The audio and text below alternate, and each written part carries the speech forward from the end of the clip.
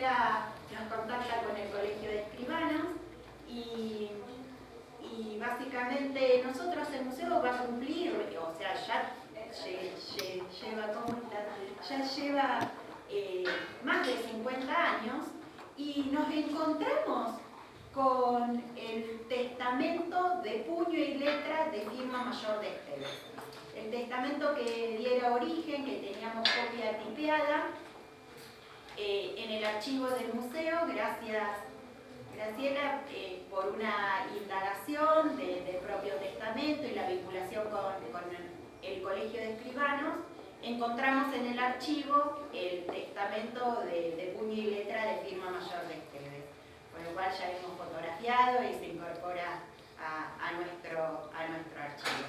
Así que quería agradecerte públicamente. Y por otro lado, darle la bienvenida en cada uno de estos desayunos que programa Andrea Chaine, otra gran amiga del Museo Esteves, quien nos deleita en estos sábados de desayuno por la mañana con grandes personalidades del diseño, de la arquitectura, el arte decorativo de Argentina. Y en este sentido, darte la gran bienvenida al Museo Esteves, Miguel Curado, por tu trayectoria, por tus ediciones, por tu recorrido docente, por tus investigaciones que enaltecen nuestro transitar en la gestión. Entonces, agradecer profundamente tu generosidad de poder acompañarnos hoy. Muchas gracias. Yo te dejo, Andrea, la presentación formal, porque en la reunión anterior había dado todo el recorrido de nuestro invitado y obviamente, digamos, no la dejaba presentarla a Andrea, así que no lo voy a volver a hacer. Muchísimas gracias en enaltecer el museo. Muchas gracias. No, al contrario. Bueno, buenos días a todos, muchas gracias por venir. Agradecemos que se hayan hecho este espacio para poder disfrutar de un orador de lujo como es Miguel. Así que le vamos a dar la bienvenida, como decía Analia también un poquito, en este ciclo de charlas que denominamos miradas extraordinarias del Esteves, ¿no? Poder destacar y ver el patrimonio que nosotros tenemos. Ahora nos va Miguel a contar, pero esto, ¿no? De poder destacarlo, mencionarlo y ver todas las aristas que tiene, ¿no? Y revalorizar el patrimonio de Rosario. Te voy a dar la bienvenida y voy a leer un poquito tu trayectoria. Miguel es arquitecto, periodista, crítico y profesor de arquitectura y diseño, ex editor de Diario de Arquitectura de Clarín, profesor de arquitectura en la Universidad Argentina de la Empresa, investigador de la Universidad de Palermo. Obviamente le pedimos también que el que quiera participar, quiera hacer alguna consulta, obviamente que está abierto también para que puedan participar y le damos la bienvenida. Gracias por estar. Una satisfacción, un honor estar acá en la Casa Esteves y otra vez en Rosario. Rosario son los lugares que yo vivo en Buenos Aires, soy de Tandil, pero vivo en Buenos Aires hace mucho tiempo, ya soy más de Buenos Aires que de Tandil. Pero uno siempre tiene el corazón en algunos otros lugares, ¿no? Y Rosario son esas ciudades que venís y decís, tenemos que venir más veces a Rosario, ¿viste? Y después pasaron, pandemia de por medio, pasaron 5 años, no sé, 4 años que no vengo. Pero eso, para los que somos arquitectos o los que nos gusta la arquitectura, es un lugar... Mira, esta semana estuve en Córdoba y ahora estoy en Rosario. Son dos lugares donde te encontrás con dos cosas. Primero, reconoces el ADN argentino en esa diversidad y en esas coincidencias también. Y un poco la charla de hoy va a tener que ver con eso. Vamos a usar la Casa Esteves por lo que representa, porque ustedes... Nos vamos a sentar si quieren. La Casa Esteves, primero, es uno de los pocos museos decorativos que existen. Y esto es una casualidad, porque en Argentina existen muchas grandes casas de los grandes momentos gloriosos de nuestra historia, de la alta burguesía que han construido sus casas, pero cuando alrededor de la década del 30 ese modo de vida dejó de ser posible, muchas casas pasaron a ser embajadas, delegaciones, museos, pero el contenido, es decir, los muebles, lo que hacían a la vida diaria, desapareció, porque los deudos, los herederos lo vendieron por otra parte, se los llevaron, se los repartieron. Hay dos casos, que es el Museo de Arte Decorativo de Buenos Aires y esta casa museo también. Y digo que la diferencia es que esto también es una casa, o tiende a ser una casa museo, porque de alguna manera también quiere mostrar con la ambientación de sus estancias, de sus lugares, cómo era la vida cotidiana en la casa. Es decir, cuando vos convertís una casa en museo, deja de mostrar cómo se vivía, de alguna manera. Vas a hacer otra cosa. Toda la arquitectura tiene esa capacidad de transformarse en otra cosa. Pero cuando vos conservás algunas cosas que son datos de cómo se usaba, tenés un valor extra, tenés una información extra. El futuro de esta casa es mostrar también como casa museo la vida cotidiana de la época, de la familia que la habitaba. Pero a su vez, decía, una de las pocas mansiones que conservó su patrimonio de muebles, de pinturas, de cristalería, arañas, cosas que en otros lugares desapareció porque de alguna manera se lo llevaron, vendían la arquitectura sola y todo eso desapareció. Así que es una buena casualidad, una singularidad que la convierte en un museo de arte decorativo. Pero yo no voy a hablar del arte decorativo en sí, porque además estaba hablando con Analía, que es una experta, ella tendría que dar una charla acá de ese tema, sino que me parecía que era una buena, hablando con Andrea, veíamos que era una buena oportunidad para que la casa hable por sí misma de las casas que fue y de las casas que le preceden.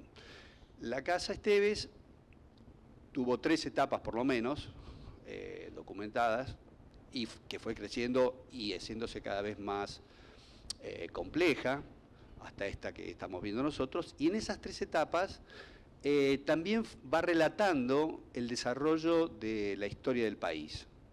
No en términos de hechos históricos, sino justamente de cómo era la arquitectura y cómo se vivía en el país la burguesía, porque esto ha sido una casa de una alta burguesía siempre. No olvidemos que, y Patricia, quiero decir, de los comienzos de la ciudad, no olvidemos que en esa plaza de ahí comienza Rosario, en esa placita que vemos ahí divina, que ahí está, ahí se pone la primera imagen de Nuestra Señora del Rosario, que le da el nombre a la ciudad, digamos. Ahí es un lugar de una densidad histórica y simbólica altísima. De hecho, en esta cuadra hay 4 lotes, 5 lotes, son muy pocos lotes. Y este plano que estamos viendo acá es uno de los primeros planos de Rosario, donde se ve esa cuadrícula, que fue la forma de colonización tradicional en Argentina, que venía dado por las leyes de India, si bien esto no es un desarrollo español en todo su sentido, pero se adoptó en todos lados, sobre todo en La Pampa, en la zona agrícola, la creación de las ciudades con esta cuadrícula, que nace, hay una fecha que la vamos a nombrar mucho, que a ustedes le van a sonar, que es 1492, que sí, es el descubrimiento de América aparentemente, pero no por eso, sino porque en 1492 también se reconquista España, y en uno de los últimos, porque es decir, lo que no era España, pero empezó a hacerlo, expulsa a los moros, a los califatos árabes de España, justo coincide con la fecha del descubrimiento de América,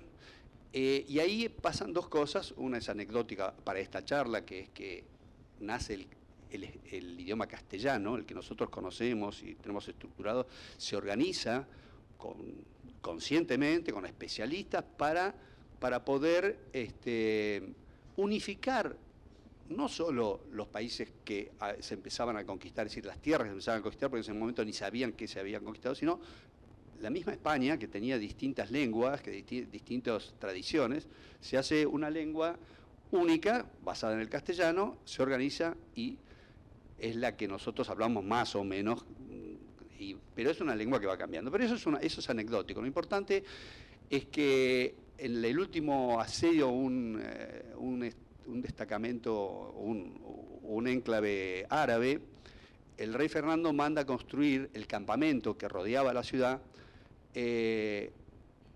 en forma geométrica, como si fueran a quedarse.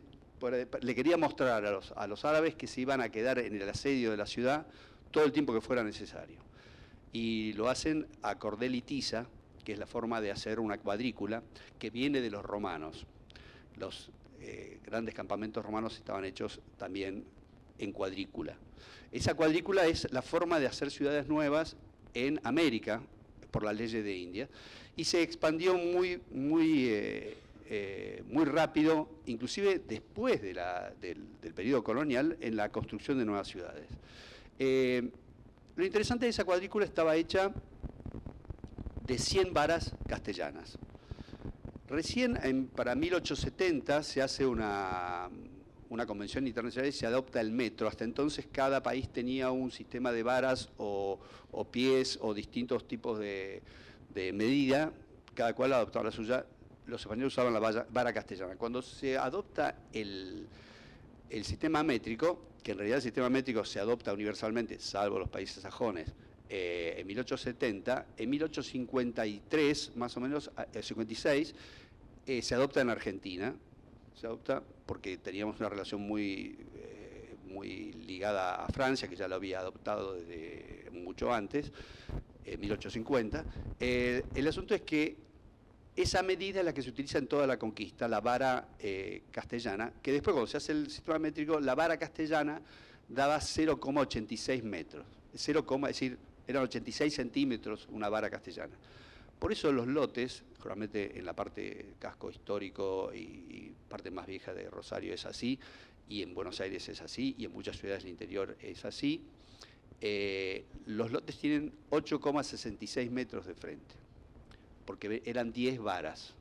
La vara después con el sistema métrico, dio esa medida, una medida rara, extraña.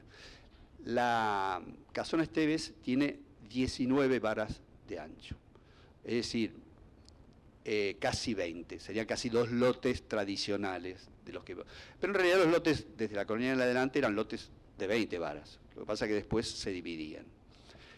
Y eso da origen a otra cosa interesante, que es, en un lote de 20 varas, se podía hacer una casa como la que estamos viendo hoy acá, ¿no es cierto? Como la casa Esteves. Lo vamos a mostrar acá. Estos son los planos de la casa Esteves. La casa Esteves está hecha con un patio central, ustedes lo ven ahí. Acá hay dos ejemplos. Es la casa, nosotros llamamos casa Esteves a esta, que sufrió una serie de modificaciones y cambios, pero esta casa viene de una casa anterior, de 2 casas anteriores, que son las de la familia Ibarlucea, una familia tradicional de Rosario, patricia, de comienzo de Rosario, que son los dueños primigenios del lote y que empiezan la construcción de distintas generaciones de la familia. Por último, son los que venden la casa a Esteves, que se instala acá y hace esta transformación, que ya vamos a contar bien cómo es. Pero básicamente la casa esta es una casa con patio o con varios patios.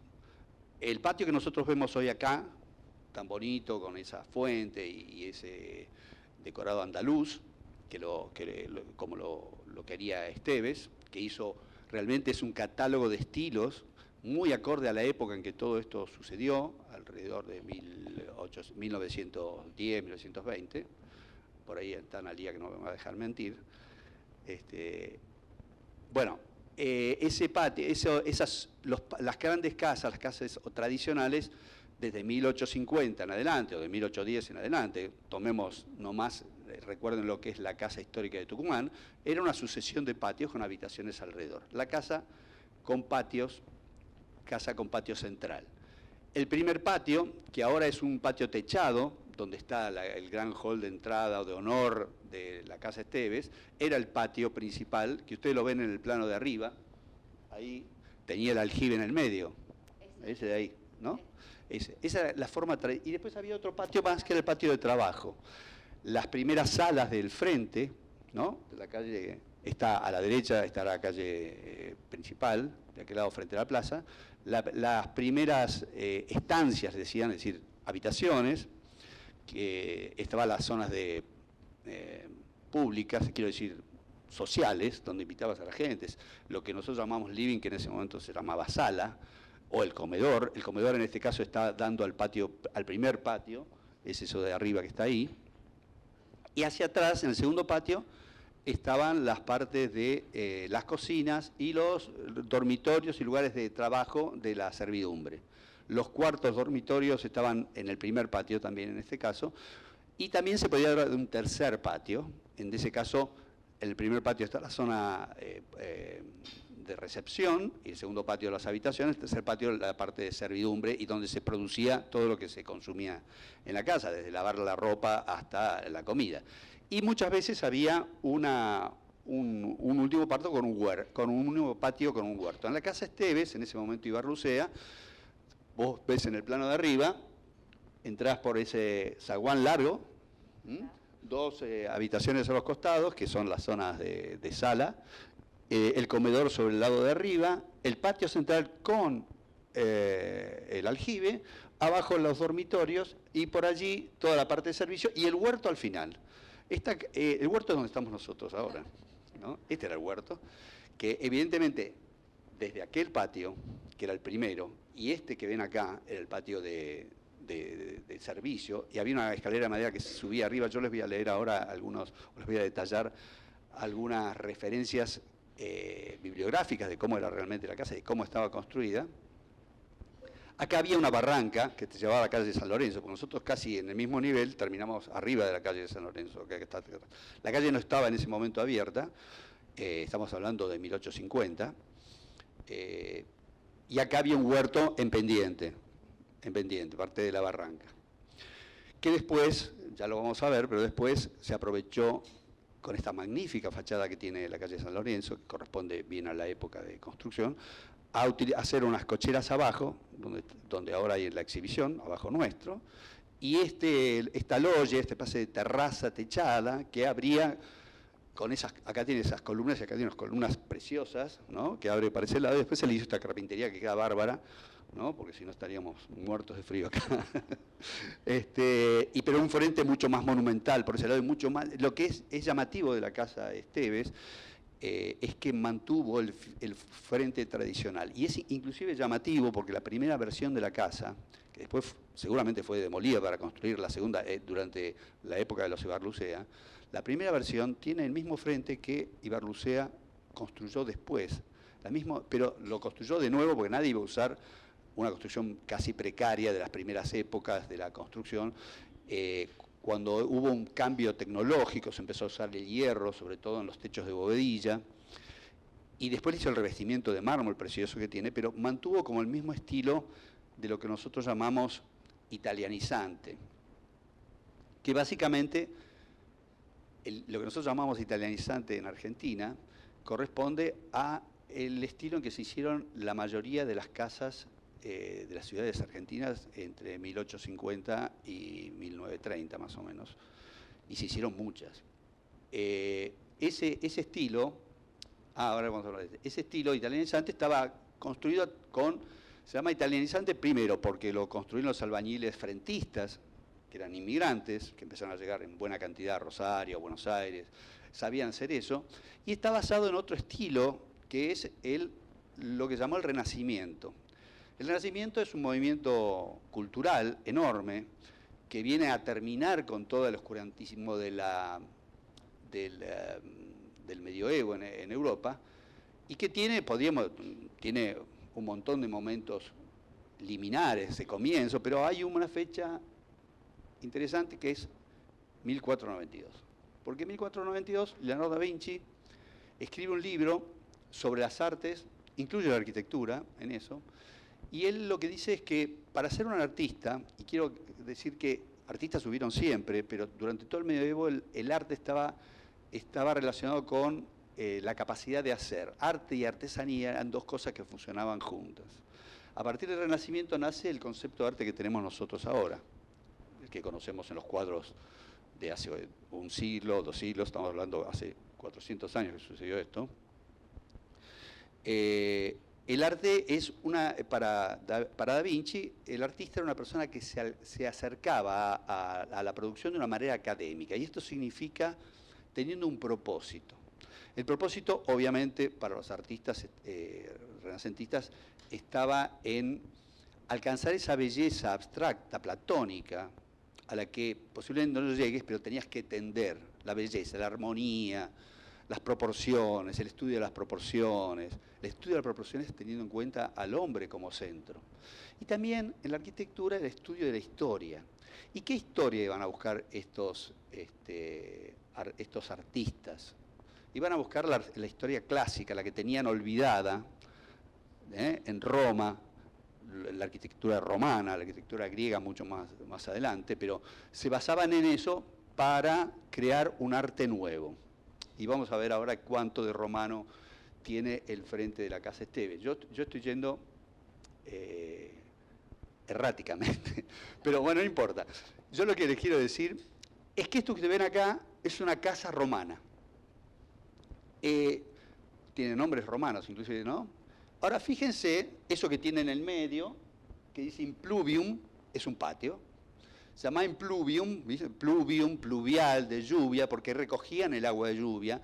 En una especie de centro, ahí en el medio, había un lugar donde se juntaba el agua de lluvia con unos tejados especiales que llevaban todo el agua ahí. Recordemos que en el primer patio estaba el aljibe, ¿no? Fíjense, romano esto, ¿eh? El patio, el primer patio. Fíjense la entrada, vestíbulum, el vestíbulum, ¿eh? Después el impluvium. Y después tenés el peristilum, que es un último patio que está allí, que se llama peristilum porque está rodeado por columnas.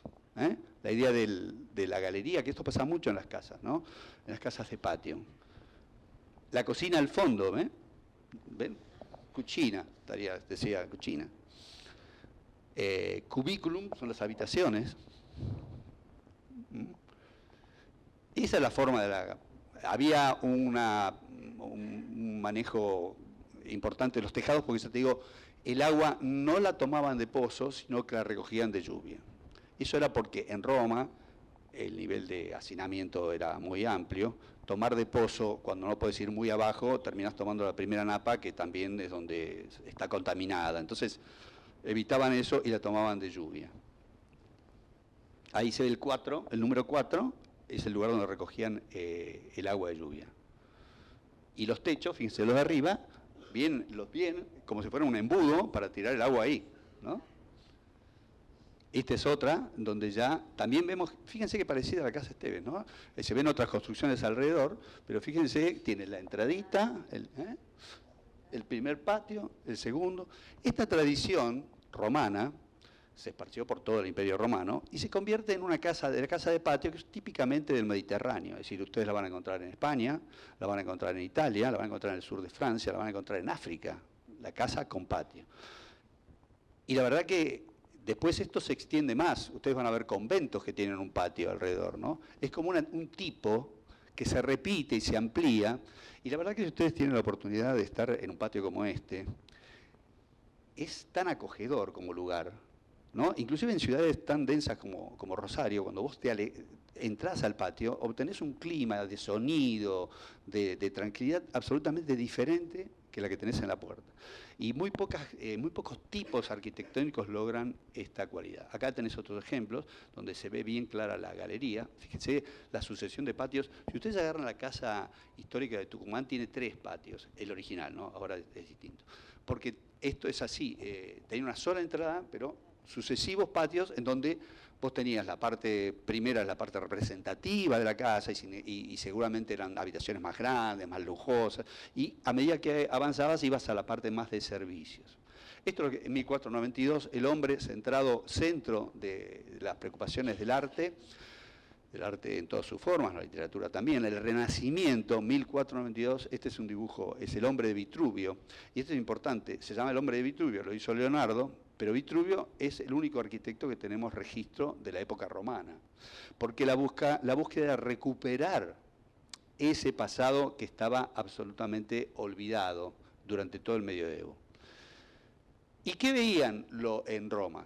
¿Qué veían? Veían viejas construcciones, ese es el Panteón de Agripa, que tenían este juego de columnas, ¿no? que venían de Grecia, que los romanos habían tomado de Grecia, este sistema de frontis, que es ese techo triangular, Si ustedes lo ven bien, podría ser un galpón, ¿no? Si yo te digo, es como el esquema de un galpón, ¿no? Techo a dos aguas, pero de ahí es donde la cabaña antigua es donde va creciendo la idea de que vas enriqueciendo un tipo de edificio común y lo vas convirtiendo en este caso, un santuario, ¿no? Esto era un santuario para panteones, muchos, muchos dioses. Acá en cada nicho entrabas ahí, detrás de este frente está la forma circular del panteón y tenía distintos nichos donde había distintos dioses.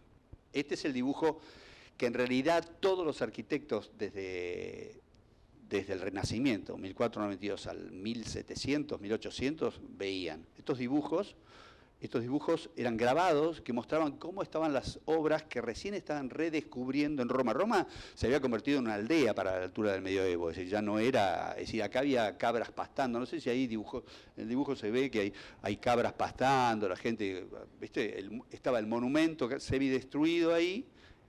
Esto lo rescatan y dicen, bueno, la nueva arquitectura tiene que ser así, Pero claro, en un principio, porque mucho después se logró, no tenía la grandiosidad de estas obras de arquitectura, que inclusive acá les quiero decir que en el dibujo es mucho más grande que lo que es la realidad, ¿no es cierto?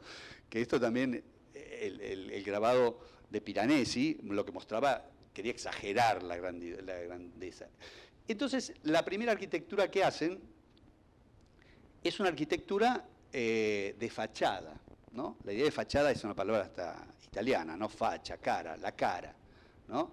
Estas casas en la retícula esta de Indias que tenemos nosotros se da mucho para la fachada, porque lo único que da para afuera no es como la basílica que vos la ves por muchos lados y la rodeas, sino solo tenés un frente. Ahí se ponía toda la música que tuvieras. Entonces, fíjense que aparecen pilastras.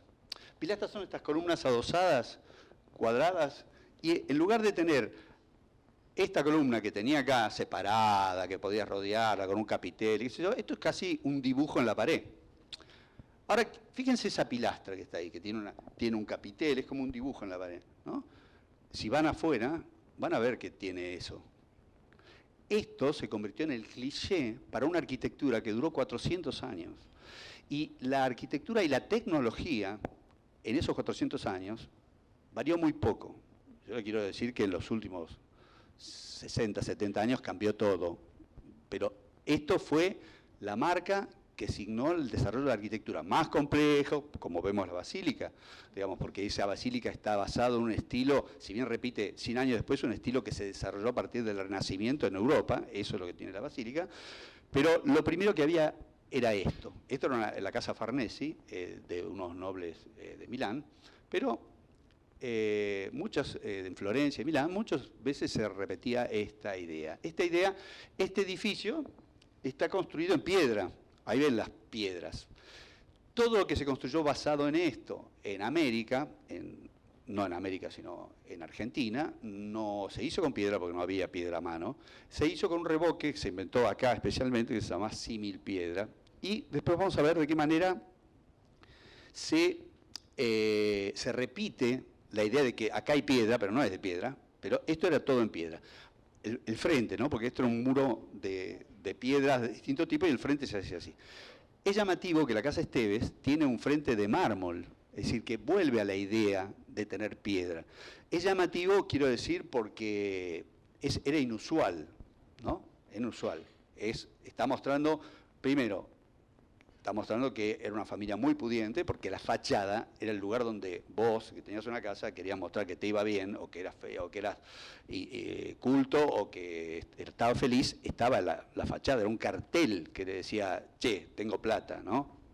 O no tengo plata. Pero todos querían en la fachada mostrar lo mejor. Por eso, estos artesanos italianos que hacían frente, tenían toda una serie de discursos, distintos tipos de estilo que iban aplicando a cualquier fachada. Y si ustedes miran las casas que nosotros llamamos casa chorizo, casa tradicional, que viene de la casa de patio, ¿se acuerdan que yo les decía que la casa de patio, como esta tiene 19 varas, pero las comunes tienen 20, con un patio en el medio? Ahora, si vos la dividís por la mitad, te quedan 2 casas chorizos.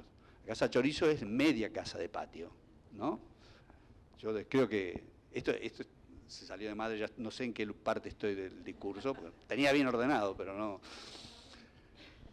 Esto, Santa María Novela, tiene este repertorio, es de las primeras obras renacentistas que hay, este repertorio ya en una iglesia, bueno, el Renacimiento. Les quiero decir una cosa, nosotros conocemos un montón de estilos hasta que llega el moderno, digamos, ¿no? Por decir algo, el contemporáneo. Para el 1700 solo existía el Renacimiento, es decir, estaba toda la arquitectura de medievo y el Renacimiento. Después, alrededor de 1800, se empieza a clasificar. Entonces aparece el barroco, el rococó, aparece un montón de clasificaciones y en el 1800 en adelante, por ejemplo, este frente que tiene la Casa de San Lorenzo se llama borbónico. Borbónico. Pero claro, el borbónico viene a su vez de una serie de estilos que se van desarrollando a partir del Renacimiento, pero el borbónico es el francés que se hacía en España. Igual que el eduardiano es el inglés, el francés que se hacía en Inglaterra. Entonces, digamos, todo venía del francés porque en algún momento Francia se convirtió en la voz cantante de qué se debía hacer en arquitectura o no se debía hacer, pero esa es otra historia. Ahora estamos en Florencia, este edificio, en mármol también, con la misma tecnología que tiene el frente este, que repite la idea de, es una iglesia, ¿no? Pero repite la idea de las pilastras, es decir, de esas columnas que yo no te las puedo hacer salida porque todavía no tengo la tecnología. La tenían los romanos, pero yo me olvidé de cómo era, no me voy a arriesgar. Acuérdense que no había ahí, no se usaba el hierro en la construcción, es decir, no había hormigón. Es decir, acá las cosas pesaban, es decir, directamente lo sostenía algo, por eso las paredes eran enormemente anchas. ¿No? No había cómo sostenerlo. Entonces nadie quería hacer una columnita suelta. Los romanos sabían cómo hacerla, las hacían toda en una pieza de piedra también. Bueno, esta idea de pilastras que aparece en la fachada de Esteves. Es decir, que la fachada de Esteves, como toda la arquitectura del Río de la Plata, en cierta medida, es tributario de ese Renacimiento, 1492. Fíjense, acá tiene una casa chorizo típica. Aparece esto está hecho en revoque, no es civil piedra porque está pintado, pero aparece la pilastra, aparece el frontis, en este caso curvo, porque como esto se podía hacer de cualquier manera, y más les voy a decir una cosa, a este nivel, a esta casa que ahí dice que es del 1900, esta casa, como miles que se han hecho en toda la Pampa, se hacían de una manera muy sistemática. Los cuartos eran de 4x4 y tenían 4 de alto, se hacían con pinotea en el piso, con tablones, perdón, con vigas de madera en el piso para apoyar la pinotea, con paredes de ladrillo de 30 a 35 centímetros de ancho, que bien fuerte para soportar, y con unas perfiles de acero que venían de Inglaterra y unas bovedillas, es decir, ladrillos puestos entre los perfiles.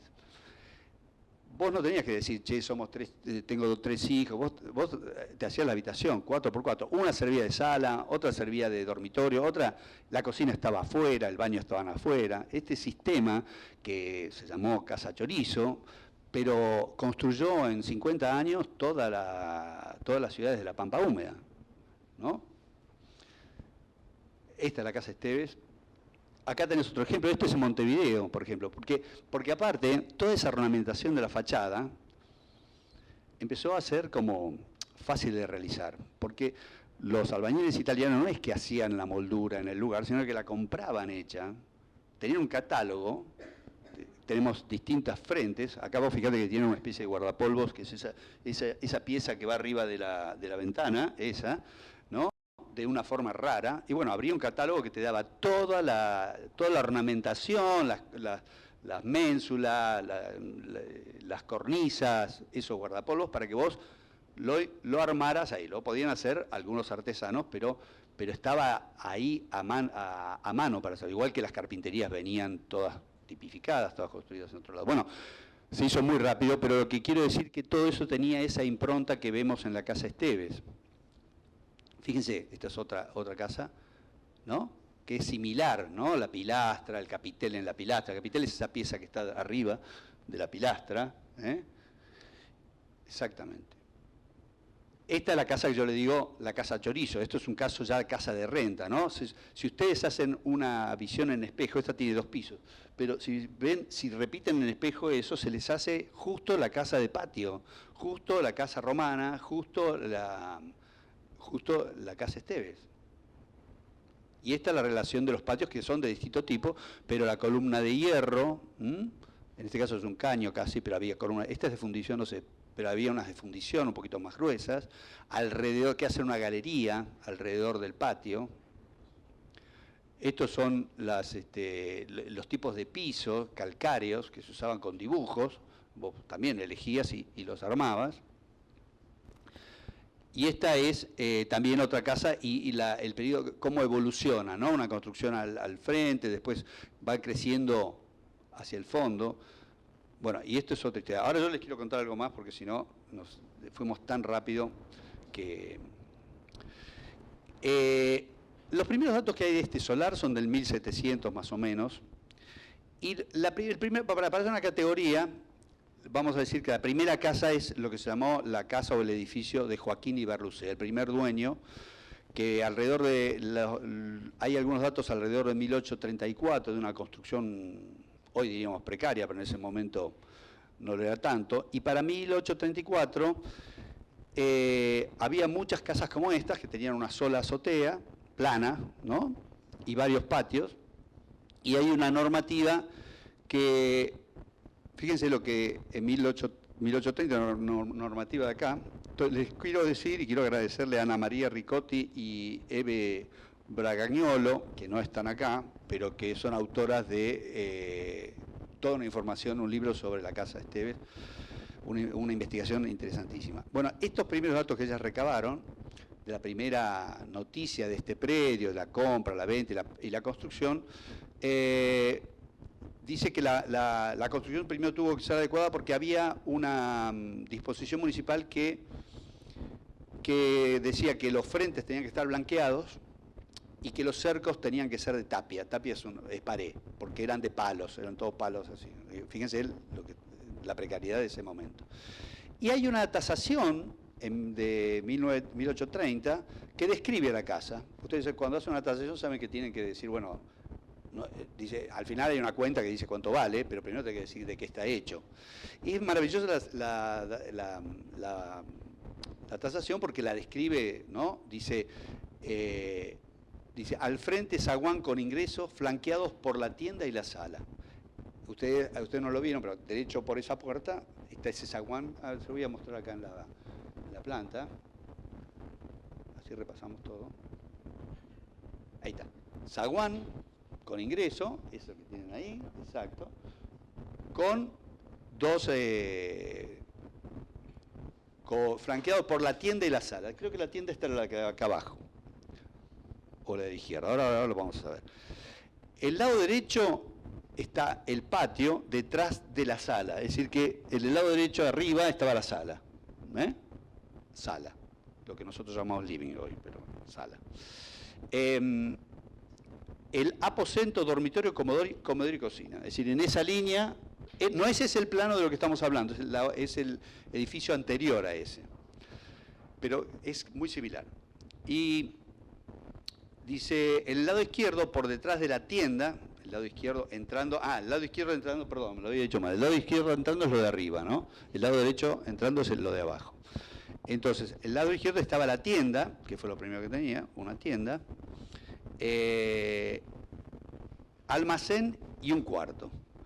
Fondo, un corredor, que es ese último corredor que ven ahí, después del patio, un corredor, cuartito, el patio, ámbito principal con un pozo en el centro, escalera de madera a la azotea, sostenido por pilares de Urunday. Al final de la puerta abre una quinta posterior rodeada de cerco de ladrillos. Lo que yo les decía, este lugar donde estamos nosotros, la quinta. Materiales, paredes de ladrillo, dobles en fachada, es decir, una pared de 30, tejuelas sobre vigas de palma, alfajías de timbó, Urunday. Vigas de palma es madera sacada de la palmera, es una madera bastante mala. Alfajías de timbó, Urunday y sauce. Me llamaba la atención la la descripción de la tan detallada de las maderas. Viste que a nosotros nos pasa qué madera es qué madera. Yo más o menos conozco porque trabajo de arquitecto, pero acá no era madera. Si yo tuviera que hacer esa tasación, digo, vigas de madera, sigo. No, acá dice timbó, urunday, sauce, pisos entablonados, habitaciones principales revocadas. Esto cuando te dicen habitaciones principales revocadas, es que las secundarias no van a estar revocadas, ¿no? Fachada de cal a la plaza, el frente a la plaza, con cornisa. Les recuerdo que para esta descripción, para este momento, no existía esta calle. Puertas de algarrobo o timbó, no sabe, con tablones de cedro, muy pocos herrajes y vidrieras, rejas de hierro en las ventanas, armazón de madera en la tienda, postes para los caballos en la vereda y caños de lata para los desagües. Los caños de lata son los que están trayendo los problemas que tiene humedad ahora todo esto. Recién nos mostraban cómo están los albañales debajo del piso, es maravilloso. Para 1852, esto era de 1830, 1852 Rosario sufre un crecimiento muy importante por una serie de medidas progresistas que se dieron. Ya tenía teatro, mensajería, aduana, correos, salón de baile, jardín público, salón de esgrima, imprenta, sociedad de beneficencia, hospital, fábrica de fideos, barraca de café, del café famoso Peirano, 2 periódicos y llegó el primer buque directo de Europa para acá. Se empezó a construir el muelle. Y acá es donde llegan estos albañiles italianos que empiezan a poblar, digamos, de casas italianizantes, renacentistas, te diría yo, de frente, de fachada renacentista, con aquello que yo les contaba, ¿no? Para ese entonces ya hay una fotografía, de 1865, hay una fotografía que muestra el frente de la casa Esteves, que tiene tres ventanas con balcón, una puerta de ancho similar a la que existe acá, pero para 1853 se hace una reforma y la nueva fachada en ese frente que yo les decía que son de 19 varas. Para 1860 se demuele la casa, o se presume que se demolió, no queda muy claro eso.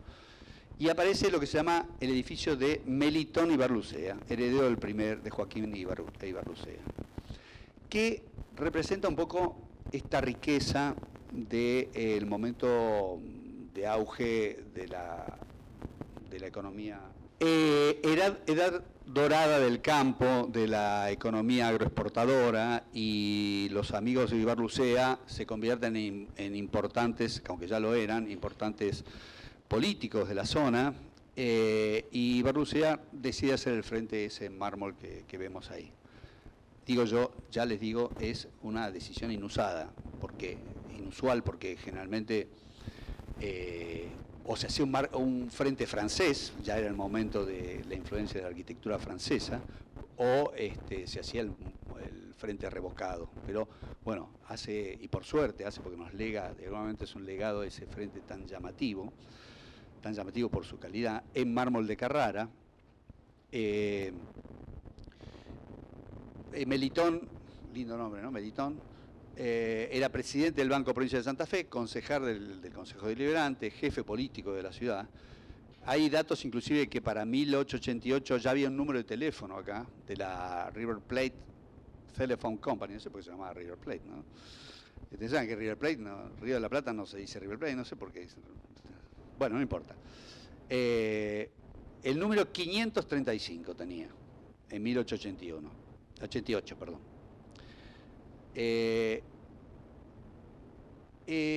Y digamos, toda la casa que construye en ese momento siguen con esa tendencia que tenía la de Joaquín, es decir, italianizante, la idea del patio, los 2 patios, digamos, eso seguía existiendo. No se sabe muy bien quién fue el autor, y es Melitón el que construye esta parte.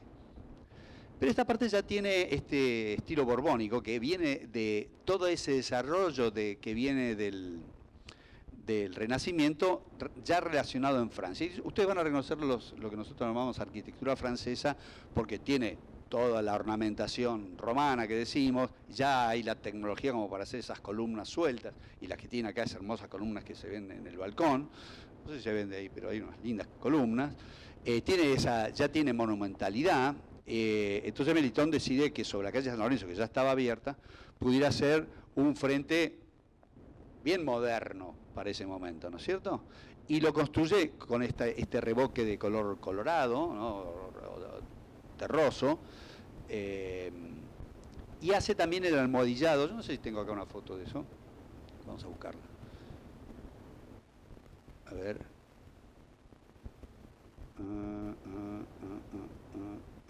Acá está. ¿Ven? ¿Ven? Este tiene la típica concepción renacentista y que tiene que ver con la estabilidad. Abajo bien lleno, ¿no? Hace el almohadillado, que era la manera de dibujar en revoque las piedras que yo les había mostrado del Renacimiento, y arriba más liviano. En este caso había esta loggia, que era como un balcón, terraza, que daba para... miraba el río seguro, exactamente. Es más adelante se construye el mirador, que alguna vez estuvo en peligro de caerse, que está por acá arriba, para ver el río mucho más, ¿no? Es decir, era un lugar donde vos venían acá a tomar el té, mirar el río, esas situaciones interesantes, pero además se dio la oportunidad de tener una fachada acorde a la importancia de su rango político, sobre la calle San Lorenzo, esta fachada, y deciden no tocar aquella. Es decir, esto no era monumento, hoy es monumento histórico nacional, este edificio, pero en ese momento no. Pero por alguna razón, ese frente seguía siendo el frente de la familia Ibarlucea y tenía que ser así. Ya les digo, en la construcción que hace Ibarlucea, Melitón, repite el frente que había hecho sus padres seguramente. Repite, ¿no? El de su padre tenía 3 ventanas y una puerta, porque una de esas ventanas era de un local, ¿no? Que en este caso sería el que vemos ahí a la izquierda, ¿no? Pero después él construye 3 ventanas enteras con la misma iconografía del Renacimiento en mármol. Habrá sido un suceso, es decir, porque hacer algo en mármol es decir, mirá, es como hacerlo en oro, ¿viste? Es decir, bueno, mirá. Acá no, acá ya hay más revoque, pero ustedes ven que ya la tecnología permite hacer las columnas separadas. De hecho, todo el cambio que hace Melitón es un cambio que hace tecnológico. Aparece el hierro en la construcción de las bovedillas, aparecen como tecnología nueva, si se quiere. Esta vidriera es posterior, esta que vemos nosotros en hierro acá, que le queda perfecta, ustedes la ven ahí, ¿no? Porque le da una modernidad llamativa para este tipo de casa, ¿no? Las paredes portantes de bovedilla, toda la construcción que hizo Melitón, columnas de hierro fundido típicas de 1870, es decir, alrededor del patio, columnitas de hierro fundido, se las mostré en alguna imagen. Y esto aparece firmado por un constructor, así que no sabemos muy bien quién fue el autor, inclusive de esta parte, que por ese momento había un arquitecto francés dando vueltas por acá, hizo varios edificios, que era Le Monnier, que hizo varios edificios, que en realidad era bastante clásico, pero a los ojos de los clásicos era bastante innovador. Así que viste cómo son esas cosas, ¿no? A nosotros nos parece clásico, pero a otros les parecía, no, está haciendo otra cosa. Ahora vamos a ver alguna cosa de él. Que también puede ser que el autor fuera él de este edificio, que ya te digo, es bastante llamativo y cumple con algunos órdenes clásicos, pero no del todo, porque al final esto era las cocheras abajo, esto grande que ven acá, y arriba tenías una terraza, nada más. Después le hicieron el mirador, después ahora la cerraron, pero era una construcción con 2 o 3 cosas, solo para tener un frente grande, ¿no? Sería, casi te diría. Esto es lo que arma lo que se llama también un tercer patio, esta terraza, es como una especie de tercer patio que ocupó el lugar de lo que había acá, ¿no?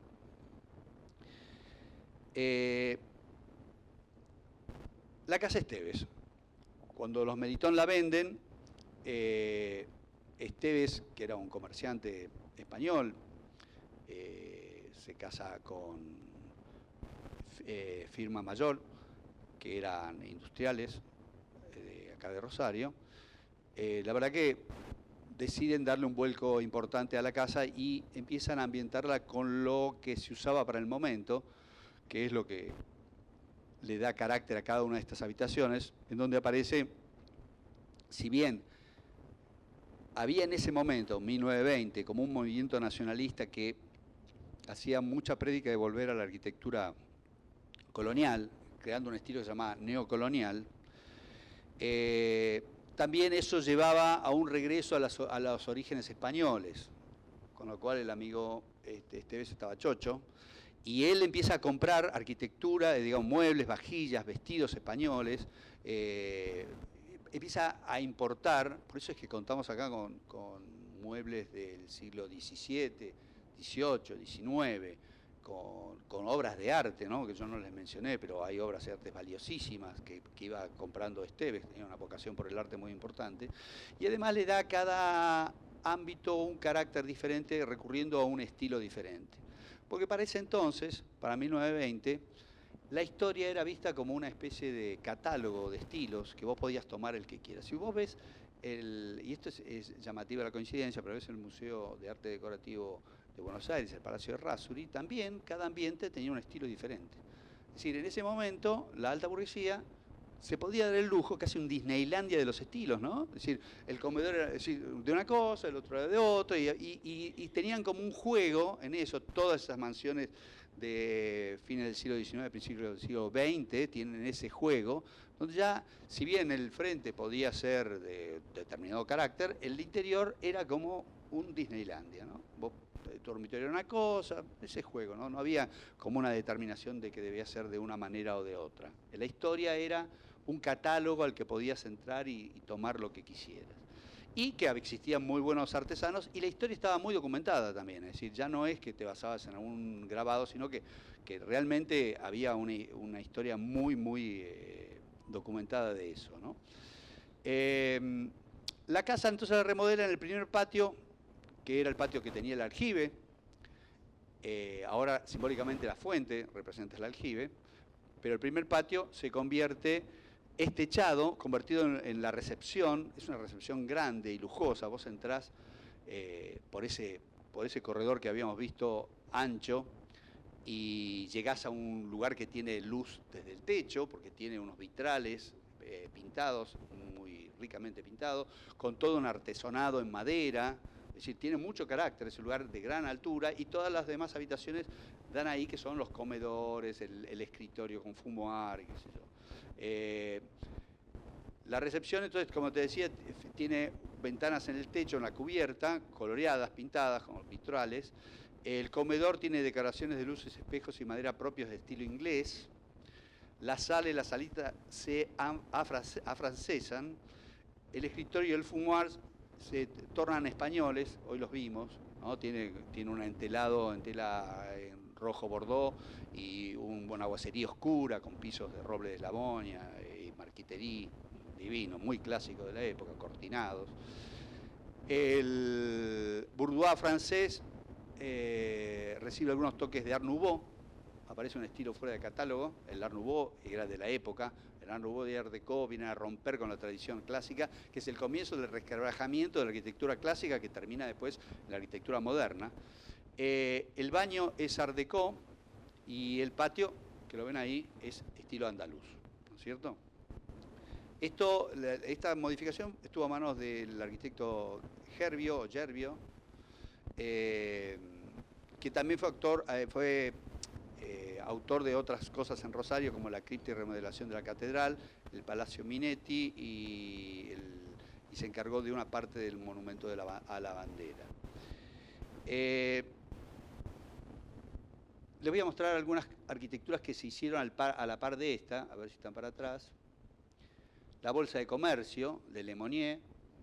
Acá ves, esto es lo que yo digo francés. La cúpula tiene pizarra, ya es francés. Nada romano con una cúpula de pizarra. Pero sí tiene toda la ornamentación. Ahí tenés una columna con capitel compuesto, que es un producto típicamente romano. Y un juego, ustedes vieron que cuando yo mostraba el Renacimiento, las piedras estaban abajo, las gruesas. Acá están de arriba abajo, ya empiezan un pequeño, porque ya podías construir cualquier cosa. De hecho, la estructura de esto es de hierro, ¿no? Ya no es necesario hacerlo en piedra como se hacía antes. Este es el Jockey Club, ricamente ornamentado, ya es como rococó, lo que se llama rococó. También tiene el orden clásico, la parte B, la parte de abajo, bien sólida, como si tuviera que ser de piedra, porque no es de piedra, pero como si tuviera que soportar todo el peso. En realidad tiene columnas de hierro de arriba, adentro, y lo demás se va alivianando hacia arriba. De alguna manera, esta parte que tenemos acá tiene eso, ¿no? Muy pesada abajo, liviana arriba. Esto ya lo vimos. Y este es el edificio Bola de Nieve, que era una cooperativa. en donde también trabaja Le Monnier, pero acá rompe todos los conceptos clásicos que básicamente se notan por lo alargado de la figura. Es una obra divina, está acá cerca, ¿no? Sí. Acá.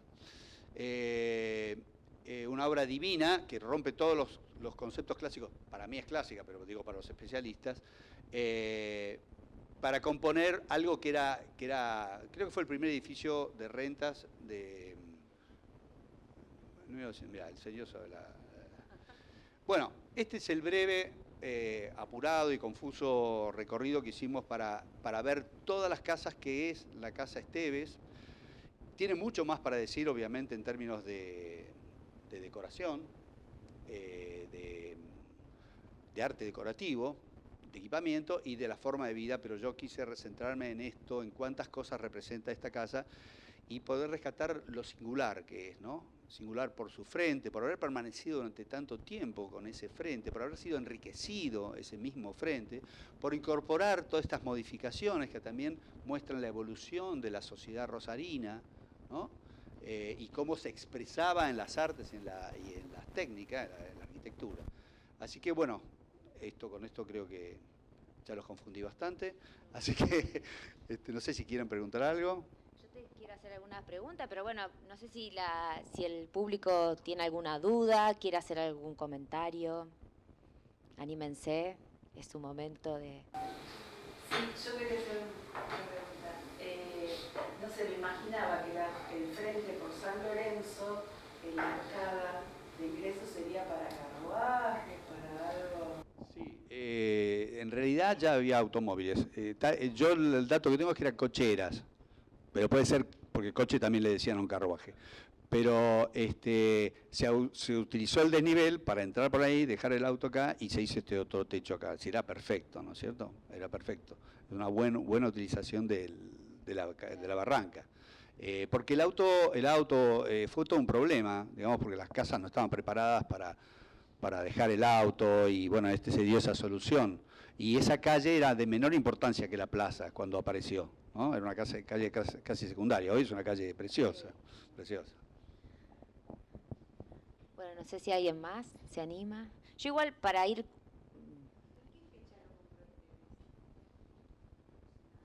Lo tenemos.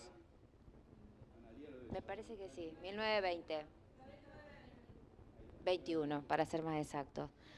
Vos hablabas recién de, bueno, hiciste como un resumen del tema de la casona y que se percibe una transformación, que vos lo mencionabas hace un momentito, en los cuales se fueron aplicando diferentes estilos. ¿Vos pensás que es propio de una época, es algo local, es algo que se repite en otras ciudades también? Sí, ya te digo, es propio de una época, estaba buscando los planos para verla. Es propio de una época, es muy singular en la casa, sobre todo porque hemos conservado el mobiliario y lo podemos entender, pero ahí está. Esto ocurre con este desempeño. La primera, vamos a poner así, la primera condición de la burguesía adinerada, es decir, de los patricios, la gente que iba creciendo su patrimonio, la burguesía, alta burguesía de Rosario, la primera era hacer esta casa tradicional, postcolonial, si se quiere, con un frente italianizante, con el sistema colonial de siempre, de patios, ¿no? Toda la burguesía tenía esta respuesta. Pero claro, alrededor de fines del siglo XIX, principios del siglo XX, había otros patrones culturales. Y esos patrones culturales, lo que yo les decía, la historia se había convertido en un catálogo. Para 1850, la historia empezaba a ser vista ya en 1492 por el Renacimiento, pero era una historia concreta, era eso, ¿no? Vos tenías información por grabados, por libros, nadie veía una foto, obviamente, muy pocos viajaban, entonces era una cosa limitada. Para fines del siglo XIX y principios del XX, tenías muchísima información, estudios hechos por arqueólogos de cómo era la historia, y entonces ya veías que había distintos periodos, y de pronto se perdió la idea. Vos fíjate que la arquitectura, como el arte en general, está basado en la idea platónica, de perfección platónica. De alguna manera, esto también pasa en la filosofía, ¿no? Es decir, la filosofía hasta el 1900 era la relación del hombre con Dios. Dios es la versión platónica de la perfección, algo inalcanzable, intocable, pero al que tenés que atender, tenés que llegar a la bondad, tenés que llegar a ese valor abstracto, ideal que está ahí. Y de alguna manera, en la filosofía también desaparece la idea de Dios, ¿no? Nietzsche dice, Dios ha muerto, pero no dice que no existe, sino que la filosofía lo había abandonado. La filosofía empezó a pensar en otra cosa. En la arquitectura también, de pronto ya no era necesario, porque ¿qué ideal de belleza? ¿Por qué los romanos? Si hay romanos griegos, hay romanos más viejos, romanos más jóvenes, ¿por qué voy a tomar los romanos? No es perfecto. El Renacimiento veía en lo romano la perfección absoluta, la idea clásica absoluta. Bueno, la historia había avanzado tanto que dijo, no existe nada a lo que tengamos que basarnos. Podemos agarrar cualquier cosa de la historia. De hecho, la arquitectura moderna que se basa en otros dos conceptos, que era la función y la economía. Es decir, para esta arquitectura que vemos nosotros, ya no importaba, era una arquitectura basada en lo sensual, que es lo que me gusta, ¿no? Y ahí busco en el estilo algo que es lindo, y lo hago francés, hago una cosa en italiano, hago una cosa en andaluz, tengo la historia a mi disposición. Pero, de alguna manera, en eso la arquitectura moderna vuelve a la vieja idea de tener algo que te dé valor para hacer las cosas. Y dice, la arquitectura debe ser forma y función, la forma sigue a la función. Tiene que ser economía, digamos, pone un valor por delante. Después se verá que eso no es tan así, pero para el momento en que Esteves tiene la casa, nos encontramos con una cultura que puede tomar cosas de cualquier momento de la historia, ¿me entendés? Entonces, lo que hace la alta burguesía es tomarlo, aquello que era considerado de valor, ¿no? Entonces, el francés tenía valor y hace una habitación absolutamente francés. Algo es inglés, ya estaba hasta tan catalogado, tan estudiado, que había como catálogo, esto es francés, aquello no, ¿me entendés? Bueno, vos en un momento mencionaste el Museo de Arte Decorativo de Buenos Aires. Bueno, nosotros acá tenemos esta joya que es el Esteves. Si bien son edificios totalmente distintos, bueno, quiero que hagas o lo que vos quieras destacar, o ese paralelismo, ¿no?, entre uno y otro. Bueno, el Museo de Bellas Artes de Arte Decorativo está hecho en el Palacio del Razzuri, Anchorena, un palacio que se hizo siguiendo el patrón francés, es profeso, lo hizo el marido para la mujer, se lo regaló. Es un típico palacio francés en un terreno que es enorme, pero que le quedó chico. Entonces tenía que tener una especie de escalera de honor, que no la tiene 2 o 3 recursos que el autor se tuvo que nunca vino, ni la vio construir, se tuvo que ingeniar. Pero en ese sentido, yo insisto, me parece que la Casa Esteves, porque eso marca un momento, ¿no? Se hizo en un momento, con estilo francés, en un terreno que no había nada, ahí está. La Casa Esteves te cuenta una historia, que es un poco lo que quise resumir, ¿no?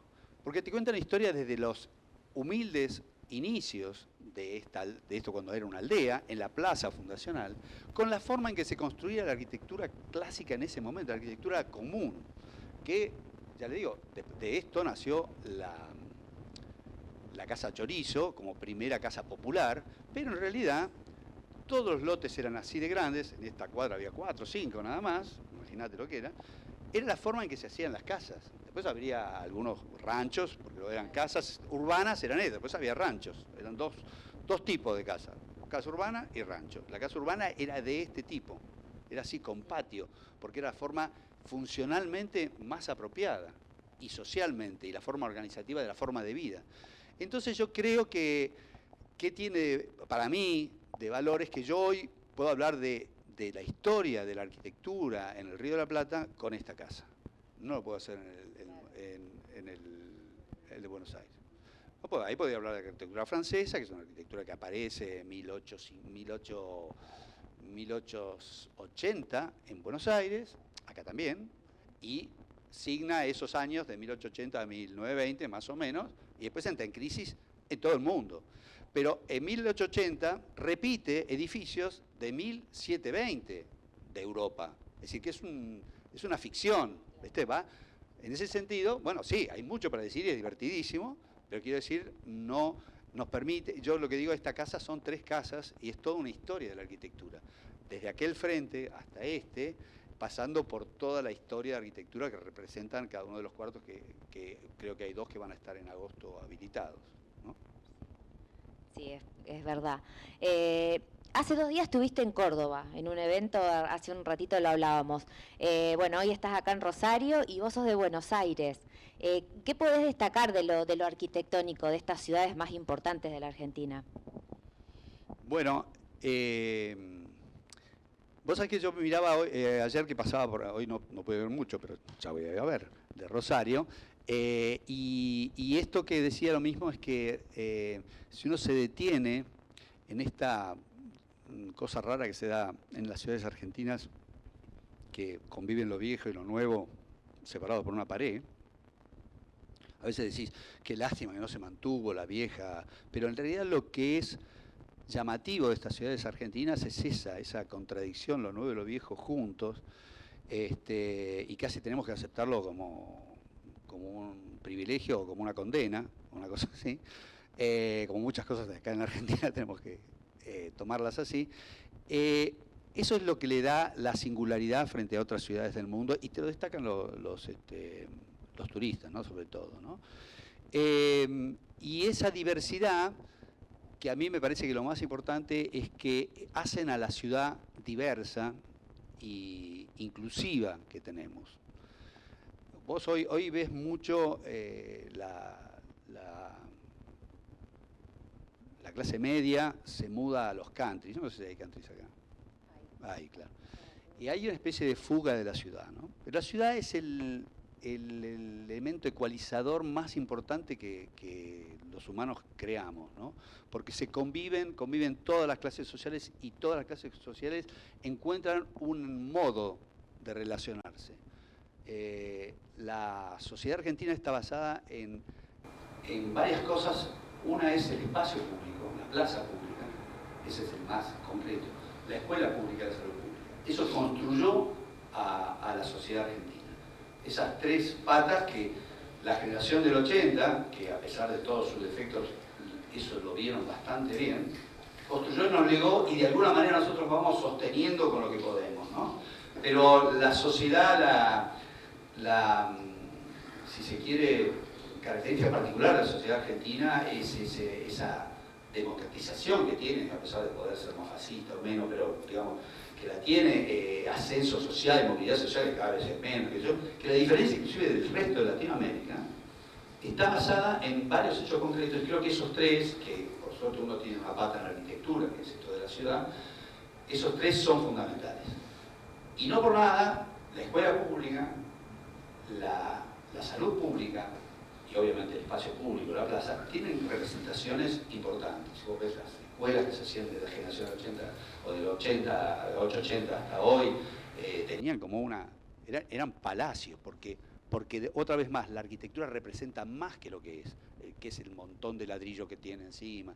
El frente, cuando le pone mármol el dueño, es porque quiere decir otra cosa. Y cuando una iglesia como esta se construye de un carácter, porque también está diciendo otra cosa, no es solo porque tiene que ser más grande para que entre más gente, ¿no? Que eso es lo que no entendía la arquitectura moderna. Y cuando la escuela es un palacio, es porque te está diciendo otra cosa, ¿entendés? Te está diciendo que eso es importante. Y las ciudades nuestras se construyeron con esos edificios, ¿no? Creo que, no sé si respondí a tu pregunta, ¿eh? Muy bien respuesta.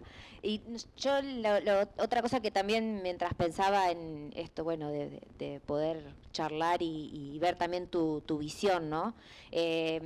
Nosotros tratamos de conservar la costa. Sabemos que, bueno, que el conflicto que hubo también en Buenos Aires con la reforma de lo que es Costa Salguero.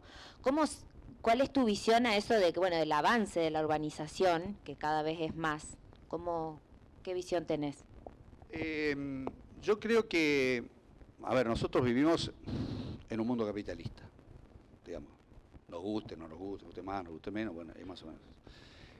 Vos para lograr lugares de uso público, porque además también cambió el uso del espacio público, ¿no? Es decir, nosotros las plazas, cuando nació esta plaza, era un lugar también de comercio, un lugar de encuentro y comercio, después era un lugar de paseo, Y hoy los lugares abiertos tienen que ser un lugar de performáticos, los sucés, ¿no? Que vas a pasear, a caminar, a correr, a andar en bici, jugar el fútbol. Eso es. Entonces, cada vez necesitan espacios más grandes. Esta plaza es divina, pero urbanamente es muy chiquita. Pero, digamos, necesitas grandes parques y la recuperación de la costa está tomada por esto. Hay algunos proyectos que necesitan de que el capitalismo trabaje en el sentido público. Entonces vos necesitas darle algo para que te dé algo. Costa Salguero es el caso. Será mejor o peor. Hay una parte que se vende y otra parte se convierte en parque. Les quiero recordar que Costa Salguero es un relleno sobre el Río de la Plata que se hizo para hacer unas zonas deportivas que tenías que pagar para entrar, que eran privadas, de uso público, pero pagando, y que ahora se podrían convertir en un gran parque y otra parte que tendrá edificios. Yo creo que el espíritu de eso, no defiendo el proyecto porque carezco de conocimiento, pero el espíritu urbano es incorporar más verde, sacando algo de plata, porque además hay que desarmar lo que hay y hacerle el verde, porque el verde parece que es tirarse un pasto y sale, no, hay que armar senderos, hay que hacer un montón de cosas. Puede ser interesante. Lo peor es cuando hay un verde y se convierte en algo privado. Eso me parece que es inadmisible en un lugar donde el verde, las ciudades como esta, también el lugar abierto está en extinción. Tenés que cuidarlo como cuidás al jaguareté, porque se te va a desaparecer, no lo recuperas más. No sé si en algún momento de nuestra historia empezaremos a demoler edificios para lograr plazas, pero ahora tenés que cuidarlo. Y también hay otra cosa que se da mucho, que es la explotación comercial de restaurantes que invaden una parte del verde, ponen las mesas, y eso también es quitarle al uso normal de la gente que no va a ir a consumir, que está buenísimo tener un restaurante, pero habría que incorporar lugares nuevos, no utilizar los que hay. No sé cómo es el caso de la costa acá, pero para mí está perfecto, es bellísimo, son lugares característicos de la ciudad. Y además las ciudades se recuerdan por los espacios públicos. Cualquiera de ustedes que ha viajado dice, bueno, estuve en París, estuve en Roma, y cuando hablas, podés decir que estuviste en un departamento o en un hotel, y además que describís todo el espacio público. Las ciudades son el espacio público. Después está el espacio privado de cada uno de nosotros, conocés tu casa, la de tu tía, la de tu mamá, te arma tu esquema de Rosario, pero Rosario es todo lo que nosotros vemos como espacio público, ¿no? Y las fachadas. Bueno, y por último, no te voy a poner en un apriete, pero ¿qué edificio? Ya sé que no pudiste recorrer mucho la ciudad, pero vos decís, ay, ¿qué edificio que bueno que no lo viste, que no lo vi en otra ciudad o que podés destacar de acá? A mí me gusta mucho, el Parque España, esa escalinata que la hizo un arquitecto catalán, no lo hizo un rosarino. Me gusta mucho, yo no sé cómo era antes, pero cuando lo vi, esa construcción, esa escalinata, esa vista, me pareció como una pieza muy, muy interesante, digamos, de las que hay, ¿no? Pero de Rosario han salido grandes arquitectos, y no quiero nombrar porque alguno me voy a olvidar, pero arquitectos muy importantes, tienen premios internacionales y premios nacionales, y es bastante valorada la arquitectura, así que hay mucho para ver, que seguramente, justamente hoy anoche venía mirando y dijo, che, y miraba edificios que por ahí son desconocidos, y digo, qué interesante este edificio, ¿viste? Veía como edificios comerciales, es decir, construcciones de departamentos, es decir, qué interesante esta, bueno, tiene la ventaja de la barranca, la vista al río, todas esas cosas que Buenos Aires se negó a tener, porque Buenos Aires creció poniendo todos los servicios contra el río, ¿no? Ustedes también tenían el puerto y el tren, pero lo sacaron.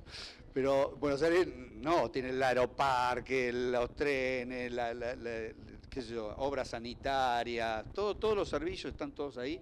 El río, si vos vas a Buenos Aires, podés no ver el río nunca, tranquilamente, no puede desaparecer.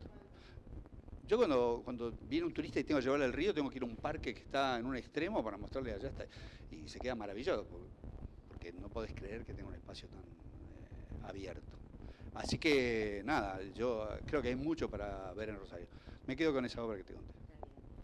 Bueno, no sé si alguien más quiere hacerle alguna pregunta. Aprovechar a Miguel con todo. Bueno, con todo respeto, pero quería dejarle algunas frases de esta evolución de Rosario. Juan Álvarez decía que antes de la fundación como ciudad era una aldea con ciertos cursos y demás. A partir de 1852, cuando empieza la denomina así, bueno, se abre al puerto y al desarrollo y al progreso. Eso es lo que viene de la mano de la inmigración. O sea, nosotros somos hijos fundamentales de la inmigración.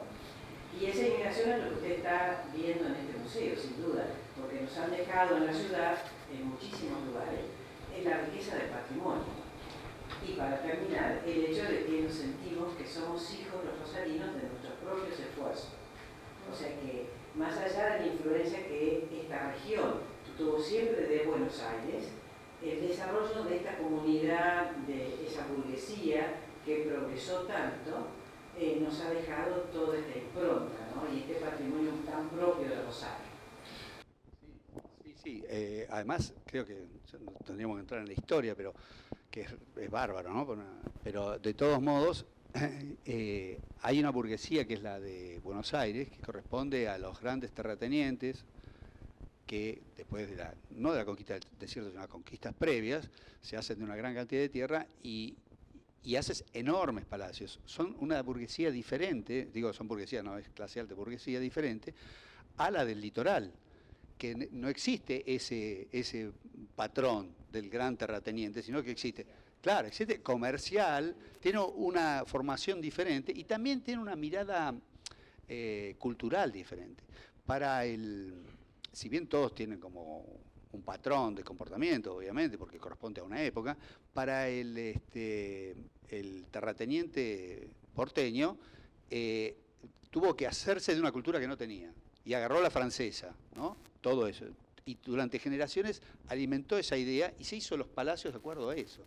Ahora, en el litoral, el burgués del litoral, digamos, la alta burguesía, tenía patrones culturales porque eran inmigrantes. Es decir, había una cosa que le gustaba. De hecho, en Buenos Aires, los inmigrantes que progresaron empezaron a hacer arquitectura de sus ciudades. Y ahí es donde aparece el Liberty italiano, o utilizan el Art Nouveau, utilizan el Art Deco, utilizan otros estilos porque no se ven reflejados por esa arquitectura francesa adusta, seria, que era la necesidad del tipo que se enriquecía de encontrar algo oculto, ¿no? Y bueno, se hacen cultos también, pero durante generaciones.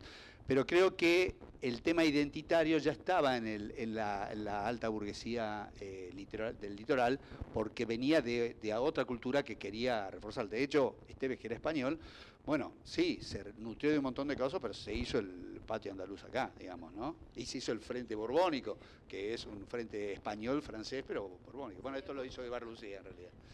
Bueno, sí. Muchas gracias.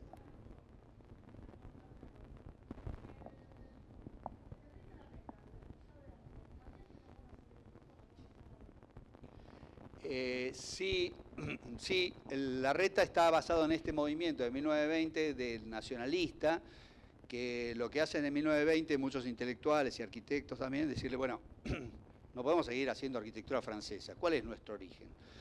Y encuentran primero en el colonial, después en el español, las raíces. Hay literatos y todo relacionado con eso, y empiezan a hacer esta arquitectura neocolonial que en realidad se remite a la española. Por eso aparece mucha de esta arquitectura andaluza, que es de cuño árabe, seamos sinceros, pero bueno, es así, todo esto es así.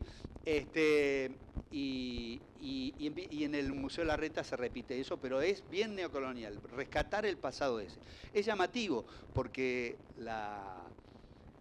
el colonial fue muy mal visto, primero porque en estas tierras, esto era, digamos, aún siendo virreinato del Río de la Plata, era un virreinato muy pobre, solo era un virreinato para evitar que se contrabandeara plata de que venía del Alto Perú, pero lo colonial era muy malo, de mucha mala calidad.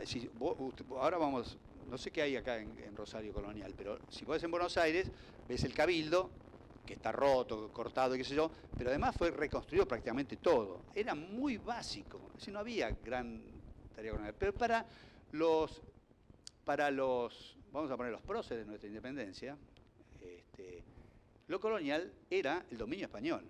Entonces ellos descreían, de la colonial. Y toda la generación del 80 tampoco se basa en el español, porque vienen de esa idea de independencia absoluta de España y abraza Francia porque era la cuna de la democracia, digamos, ¿no? Ya para ese entonces, para 1880 ya no era la cuna de la democracia, porque ya tenía varios imperios encima y qué sé yo, pero no importaba. Toman esa arquitectura y desprecian lo colonial porque lo veían como algo colonial, sin darse cuenta que estaban tomando otro colonialismo que era el francés. Pero de todos modos, recién en 1920 se empiezan a preguntar cuál es la verdadera raíz argentina y vuelven a lo colonial. Y hay todo un movimiento que produce piezas neocoloniales que son divinas, ¿no? ¿Hay alguien más que se anime? Muy bien. Que Rosario, me parece que todavía le falta valorar el legado de Ángel Guido, con su estilo propio, con su monumentalismo y con todo lo que ha dejado, ¿no? Como que sí. Ahí tenemos a alguien como... Sí, seguramente. Igual, en los últimos 30 años hay muchos movimientos del campo académico y en el campo social, de las sociedades, de recuperar lo que se llama patrimonio, el concepto de patrimonio, ¿no? Que también es un concepto que cambia, ya no es, y eso es interesante para la Casa Esteves, que no sea un museo, sino que sea una casa museo, porque el patrimonio es algo vivo, que va cambiando con el tiempo. Por ejemplo, ahora nos mostraban un yacimiento arqueológico que aparece justamente en la gran hall de entrada de la Casa Esteves, porque han descubierto los albañales, donde estaba el primer aljibe. Entonces van a poner el piso de madera y van a poner un piso de vidrio para poder verlo. Bueno, si vos pensás que el patrimonio es algo que es respetar el pasado y tendrías que taparlo, ¿no? Tenés que hacer convivir ambas cosas, porque esta historia de inmigraciones también es una historia de superposiciones, de una cosa que se construye sobre la otra, de un estilo que se hace basado en el otro. Digamos, esa riqueza no hay que perderla. Entonces, creo que estos movimientos patrimonialistas que van buscando darle valor a las cosas del pasado se están moviendo en los últimos 20 años mucho en Argentina, pero también con un concepto moderno me parece que es interesante. Así que va a tener su oportunidad. No sé si alguien más. Sí. Ante todo, muchas gracias por este tema que estás abordando. Y quería referirme simplemente al plano de Gondola, que estaba a tus espaldas, y circunscribir la temática urbanística y el concepto de esta vivienda Esteves con el viejo Palacio de Tribunales, diseñado por Boy Walker y construido por un conocido constructor de la época que hizo también otras viviendas. Lo interesante de esto es la construcción y el arte ecléctico de esa época de nuestro Rosario. No había un estilo puro. Es interesante destacarlo porque los aportes que tiene esta casa, como ese palacio que todavía está de pie, a pesar de que faltan muchas piezas, marca una conducta de crecimiento que después se postula con la parte económica de 1820 en adelante. Pero quería aportar esto, y vos te referías a los mármoles que tiene esta casa, como muchos mármoles que tiene Rosario. Lo interesante de este palacio, de esta casa Esteves, está en esa fachadita que muestra un Carrara mucho más puro que el clásico Carrara con vetas grises. Como eso que tenemos ahí, que es un Carrara estatuario de calcita pura. Y esta casa tiene ese privilegio. Sí. Claro, porque los Carrara, y todavía hoy, se clasifican, son más baratos los que tienen más vetas. En las mesadas de cocina eran todas de Carrara, así de gorda, pero eran con vetas grises. Son más baratos. Yo he tenido la oportunidad de ver un catálogo de mármoles de Carrara hoy que se venden en Carrara, y entonces tenés unos con unas vetas, con un tipo de flor distinto, y va creciendo el precio hasta que llega el estatuario, que es blanco absoluto, porque nadie va a hacer una estatua que le caiga una veta por la cara, ¿no? Es cierto, mientras menos vetas es más caro, y acá eligieron unos buenos. Y que seguía esa calidad de mármoles, está ahí el abecato italiano, con los pechos de panomo doble. Es muy utilizado eso. Gracias a usted. Bueno. Yo creo que yo me doy por satisfecha, pude aprovechar y bueno, me respondiste todas las dudas que tenía. Así que bueno, yo me queda más que agradecerte y bueno, gracias por esta visita y bueno, que vuelvas pronto. Bueno, gracias a vos, Andrea, y gracias a todos ustedes que vinieron hasta acá. La verdad que yo decía, frío, sábado a la mañana, va a haber alguien. Bueno, la verdad que está muy bien armado, digamos, esto. Sí. No, después vi por dónde entraba, ¿viste? Digo, acá no llega nadie.